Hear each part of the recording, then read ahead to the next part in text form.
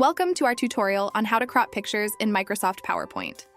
This handy feature allows you to resize and focus on specific parts of an image, enhancing your presentations with a professional touch. Let's get started. Open PowerPoint and insert an image into your slide.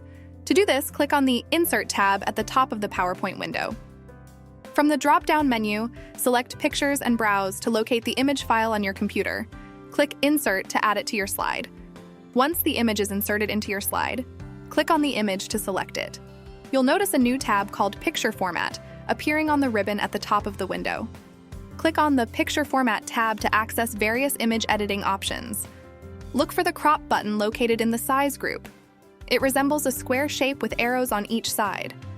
After clicking on the Crop button, you'll notice that your image now has 8 small handles or black squares around its edges. To crop the image, click and drag any of the handles inward or outward. By doing this, you can adjust the size and dimensions of the image to remove any unwanted parts. If you want to crop the image in a specific aspect ratio, such as a square or a specific width and height, go back to Picture Format tab and click the small downward arrow below the crop.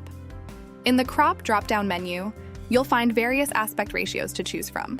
Select the one that suits your needs, and the image will be automatically cropped with that aspect ratio. To further fine-tune the cropped image, click and drag the handles again.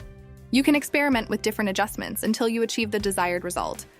Once you are satisfied with your cropped image, you can continue editing your slide or proceed with your presentation. And there you have it. We hope you found this tutorial helpful. Don't forget to subscribe to our channel for more PowerPoint tips and tricks. Thank you for watching.